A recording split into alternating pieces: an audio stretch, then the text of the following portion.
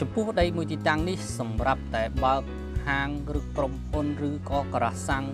ទេគឺល្អខ្លាំងដោយសារនៅលើផ្លូវស៊ីជីមពីងកែងជាមួយផ្លូវ50ម៉ែត្រទៀតបើសិនជាចាប់អារម្មណ៍អញ្ជើញទៅមើលដីមួយទីតាំងនេះគឺមិនខកបំណងទេដីស្អាតនៅលើផ្លូវស៊ីជីមពីងតែម្ដងសិនចាប់អារម្មណ៍អញ្ជើញទៅមើលជាមួយខ្ញុំទាំងអស់គ្នាបាទសូមជម្រាបសួរពុកម៉ែបងប្អូនថ្ងៃនេះយើងមកបង្ហាញដីមួយទីតាំងនេះគឺជាដីមួយទីតាំងដែលជាប្រភេទដីកែងបាទដែលមាន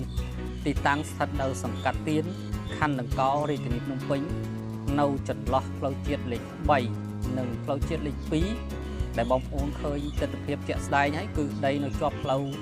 កវត្តក្រុងស៊ីជីមពីងតែម្ដងហើយផ្លូវទៅនេះគឺឡើងទៅពលានយន្តហោះថ្មីហើយផ្លូវស៊ីជីមពីងបងប្អូនប្រហែលជាដឹងហើយឥឡូវនេះគឺមានការសាងសង់សំណង់ជាច្រើនដែលងាយស្រួលបុកពុកម៉ែបងប្អូនប្រកបមុខរបរអាជីវកម្មមែនទែនហើយដីនេះគឺជាប់ផ្លូវស៊ីជីមពីងនេះគឺ62ម៉ែត្របាទជម្រៅមកខាងគឺ56ម៉ែត្រដីប្លង់រឹងតែម្ដងដីនេះគឺមានប្លង់រឹង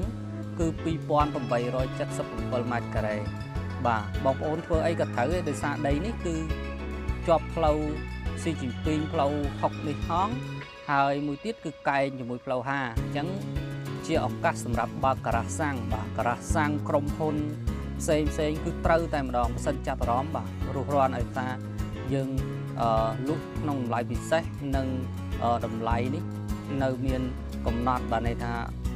តម្លៃដាក់លក់នេះនៅមានកំណត់អញ្ចឹងបងប្អូនមកតាន់ពេលគឺបានតម្លៃល្អអញ្ចឹងអរគុណសម្រាប់ការតាមដានវីដេអូយើងខ្ញុំតាំងពីដើមរហូតដល់ចប់យើងខ្ញុំមានទទួលលក់ដីបាទលក់ផ្ទះផ្សេងសិនចាប់អារម្មណ៍ខលមកលេខនៅខាងលើឬក៏ចុងវីដេអូអរគុណសូមជម្រាបលា